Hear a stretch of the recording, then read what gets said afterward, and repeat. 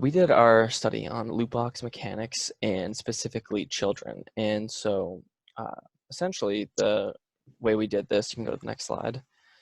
I gotta use this. Here we go. Um, so what are loot boxes to begin with? Loot boxes, as you can see here in the picture on the right-hand side, are these in-game items that essentially act as slot machines where you pay a set amount for like this game over here. Like usually the standard is $2 to $3. You use that and then you get a key and it randomly gives you a item. Those items that are blue are called are more common, so like they have a higher probability, and then all the way at the end they have like the rare special item which has like a less than 1% chance of being opened. And so given the mechanics, they're very psychologically similar to gambling, as well as like slot machines. Like the definition for slot machine is a gaming machine that generates random combinations, and certain combinations winning varying amounts of money for the player. And these items have varying amounts of value to them. And so our research covers that, and we did that by both quantitative and qualitative research. We did a survey as well as an experiential experiment, which covers it covers basically the introduction and the progression of the gambling, and we'll cover it a little bit later. And then finally, just as a kind of thing we covered as well, is that the loot box profitability is expected to be $50 billion in 2022. And then last year, casino revenue was roughly like $42 billion. So again, you can see that this is a massive, massive thing that really just doesn't have a lot of research, and it actually has a lot of impact to it. So now Rob's going to introduce our research. Yes. So we pretty much did two different methods of research. The first one was quantitative, and we did it through a survey. We created a survey in Qualtrics, and we sent it out through a bunch of different Discord servers. Discord's like a social messaging and voice chat app aimed at gamers on PC. So a lot of people who would be in the demographics to have purchased loot boxes. We also sent it just through siblings as well and friends. We received 60 responses, and we asked these 7 questions. Summarized, it was pretty much just how old are you? We had different age groups, which we'll get into later. Have you ever spent money on loot boxes? If you had, how young were you the first time you did spend money on loot boxes?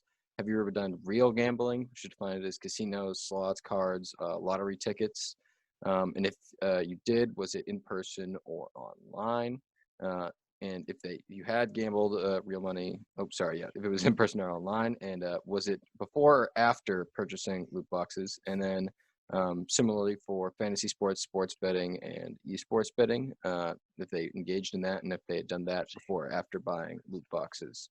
And then we gave them the legal definition of gambling, which was gambling is accepting, recording, or registering bets, or carrying on a policy game, or any other lottery, or playing any game of chance for money or other things of value, and then asked, given that definition and what they know about loot boxes, if they believed it should be recognized as a form of gambling and regulated by state and federal governments as such.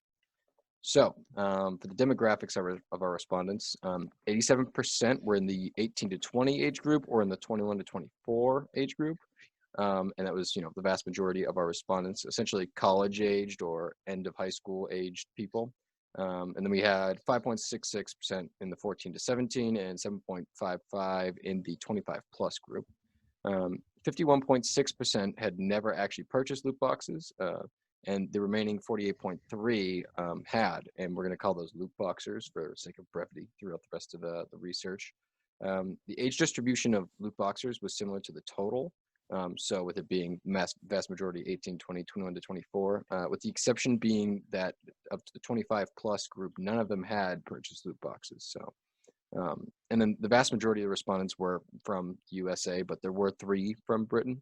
So, but yeah, generally going to have, at this age range and from the USA is going to be the demographics for most of these questions. So the bigger data we pulled out of it was that 79% of loot boxers first purchased loot boxes when they were young, either in the 11 to 13 or 14 to 17 age groups, which is below the legal definition for, or rather the legal age limit for gambling anywhere in the world, including the US. And real gambling, meaning casinos, slots, lottery, cards, anything like that, had similar rates between loot boxers and non-loot boxers, which was interesting.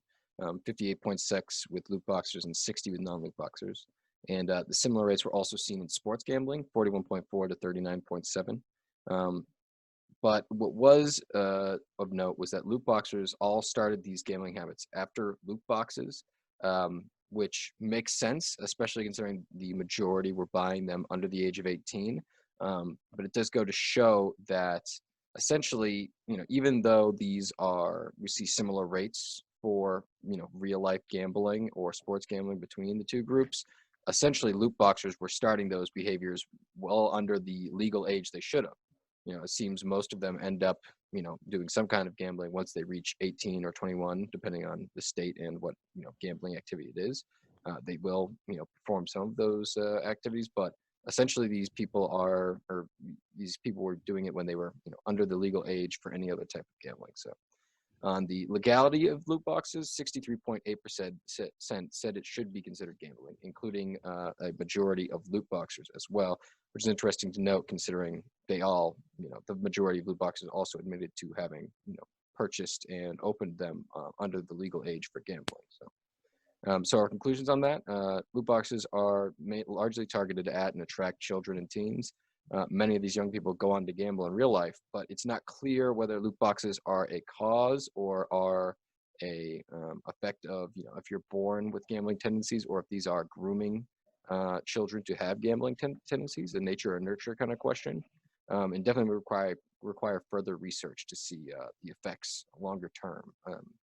If opening loot boxes younger actually makes you more likely to gamble in real life when you're of legal age. So our second method was qualitative. We did that through an experiential experiment. We recruited 2 high school students, and we asked them to open loot boxes from the game Counter-Strike Global Offensive on convars.com, which is essentially a simulator.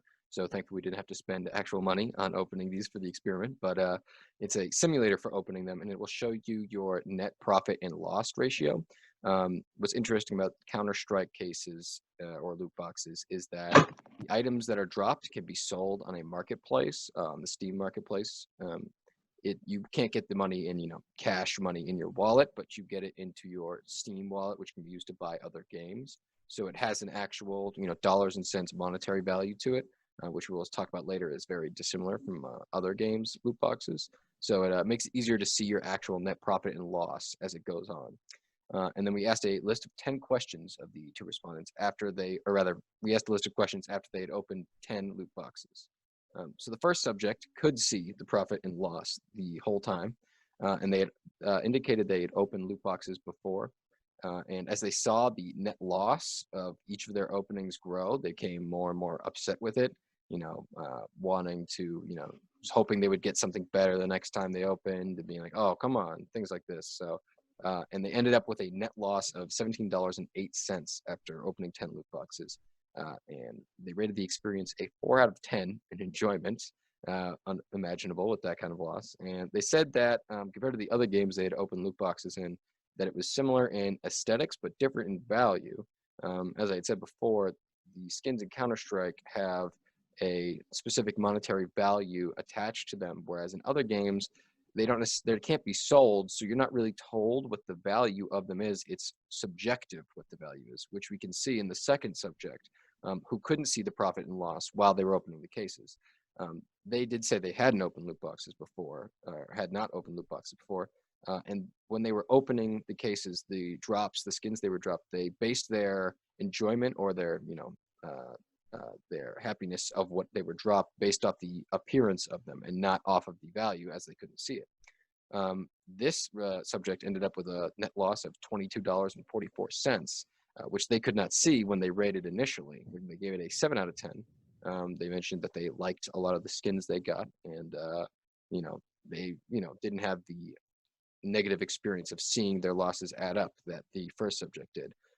After they gave their first rating, we opened it up, the net profit and loss calculator, and showed them how much they had lost.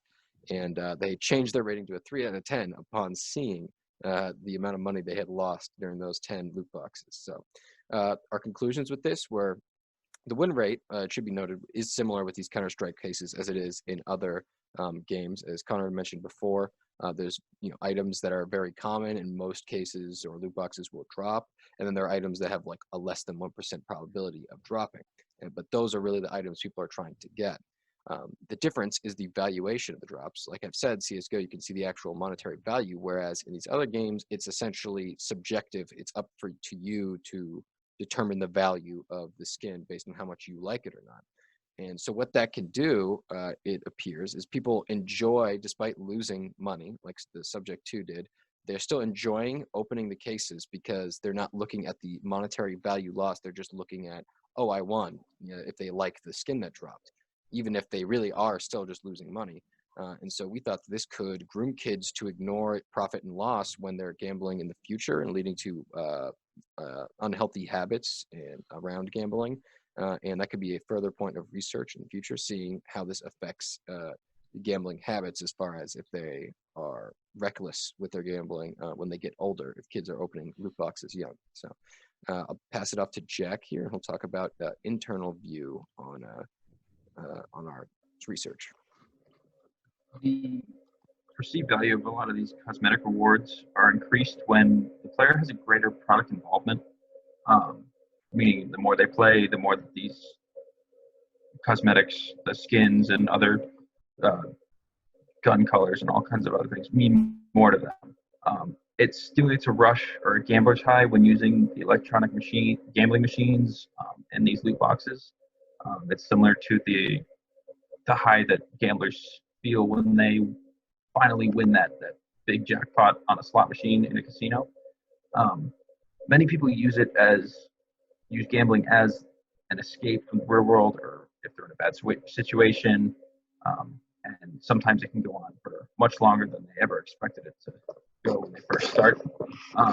And a lot of young players who are using these loot boxes have reduced capabilities to perceive similarities between gambling and to self-regulate and practice impulse control. So for them, there's no concept of money, so they'll just keep playing and playing and playing, and that's how they rack up these huge numbers that people will see on social media afterwards.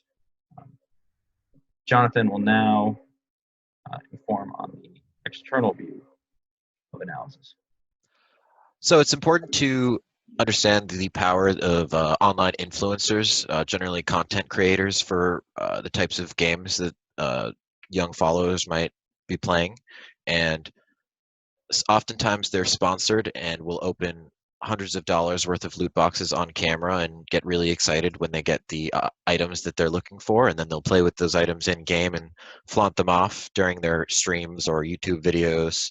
And young followers can often look at these influencers in the same light as celebrities and will try to mimic their behaviors and get what they have.